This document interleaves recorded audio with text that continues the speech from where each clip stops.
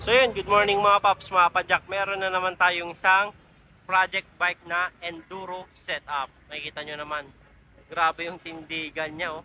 Gustong gusto na humarabas sa mga kabundukan. Isa-isayin natin yung mga parts na nakakabit dito. Enduro setup. Ito yung Ken's Tyran X3. Pang enduro setup tong frame niya. Ken's. Solid din yung pagkagawa ni Ken's. Oh. Solid din yung mga weldingan niya. Kahit dito sa may seat post tube niya, grabe din yung support na nilagay. Daming welding. Kahit dito, solid yung mga pagka-welding. Dito ako naaangasan sa internal cabling niya. Dito, solid yung pagkagawa dito. Internal cabling mula sa top tube hanggang dito sa seat stay. Papunta dito, lumabas na lang dyan. Ayos, galing din ang pagkagawa. Solid. Tapos yung kulay niya, bronze gray yung kulay. Ayan. Itong frame na to, hindi to galing sa atin. Pero lahat ng parts na makikita nyo is galing na dito sa Pops Bike Shop. Unahin na natin dito sa isa sa pinakamagandang nilagay natin ay ang Santur Ion crankset na pang enduro talaga. Yan o, napakaganda ng crankset na to. 3040 Halotech. Solid tong chainring niya. Narrow wide chainring na rin to. Dito naman tayo sa pedal niya. Mountain Peak Sealed Bearing Flat Pedal. Yan, ang tutulis ng spike niya. Ingat kayo dito. Makapit siya sa sapatos pero pag ito tumama sa pahon nyo, yun lang.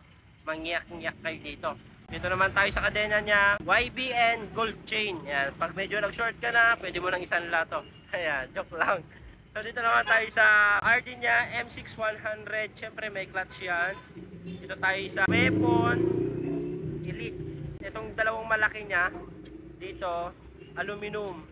1152. Mas malaki pa sa Shimano. Dito naman tayo sa gulong niya. Si Sir, hindi lang siya kasi pang enduro kundi nagbabike din siya sa mga patag. Kaya nilagay natin Ardent, malalaki yung knob para kahit sa mga trail enduro pwede rin siya. Yan, tubeless ready na EXO. Itong setup natin naka tubeless setup. Dito sa rim natin, Saturn Calypso na wide rim. Rotor natin, dito sa rotor natin 180. Hubs natin Pops Pro 1 version 5. Ayun no, plastic. Ito yung kagandahan sa crankset ng Ion. Wala na kayong bolt na nakikita dito, kundi safety yung bolt neto. Yan, hindi siya nalalaglag kasi meron siyang pansalo dito. Ito naman tayo sa saddle niya, Pops Pro 2 na saddle. Napakasarap upuan. Yan, ito yung pinagmamalaki namin na dami na naming naging customer, lahat satisfied. Yan. Napakasarap upuan nito. Ito pa yung kagandahan, may butas siya para sa airflow. At the same time, may harang siya para sa mga safety, pag just in case na may mga tumutusok galing dyan sa baba. Yan, hindi na rin siya yung naka-staple, kundi solid nylon plastic siya. Dito naman tayo sa seat post, naka-dual lock, Pops Pro 2. Angas, di ba? Dito tayo sa stem niya. Stem niya, Pops Pro 2 na mid-rise handlebar.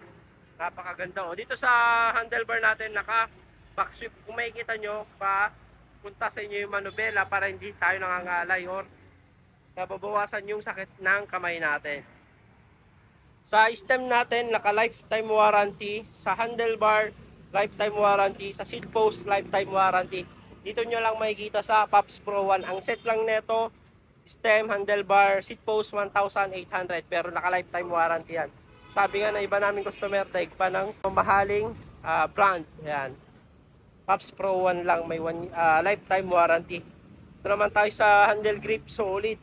Naka-anti-slip yung design natin. Pasmado ka man o hindi, napakakapit ng grip natin. Naka-alloy ring. Ayan. MT200 brake set. Jore M6100 na shifter. Dito na yung naka-solid na naisalpak dito sa bike ni Sir. Ito yung Santur Durolax na 36. Ganyan kataba yan. 170 travel. Nakikita nyo naman yung tindigan na ito. Yan, pangharabas sa mga enduro. Dito tayo sa hubs niya, sa fork, boost type. Sa hubs natin, non-boost, gagamitan lang natin ng spacer para pumasok yung hubs natin. Dito naman tayo sa rotor, harap likod, naka 180 SRAM. So ayan yung kabuuan ng bike ni Sir. Ang total build cost nito, inabot to ng 41,800 except yung frame. Lahat ng parts niya 41,800. Ang nagpamahal dyan, fork, grabe pa lang. Fork pa lang, halos kalahati na ng presyo. Siyempre, may discount yan. Diniscountan natin si Sir ng 38,000 pesos. Yan o. Ganyan kalupit yung pinabuild sa atin. Pwede na itong iharabas. Tuwang-tuwa si Sir nung matapos itong bike niya. Yan, napaka-solid daw. So, kung gusto nyo rin magpa-build, punta lang kayo dito sa Pops Bike Shop. Ito yung setup na hindi sasakit yung likod mo sa sobrang relaxed position nito. Mataas yung harap, tapos yung handlebar mo pa naka-back sweep. Ayan, naka-low rise. Narinig nyo ba yung narinig ko? Hubs natin na tunog mayaman. O di kaya tunog maingay. Ayan, o. Hindi masakit sa tenga, kundi napakasarap niya sa tenga pakinggan. Ayan.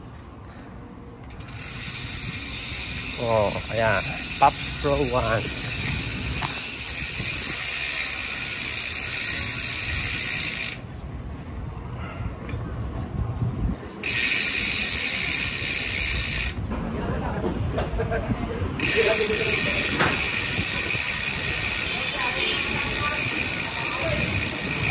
Mga nasa malalayong lugar naman na gusto magpakita ng suportas dito sa Pops Bike Shop at gusto mag-order, ayan, visit lang kayo dito sa mga legit account namin. Dito lang kayo pwedeng makipag-transact para legit at di kayo may scam.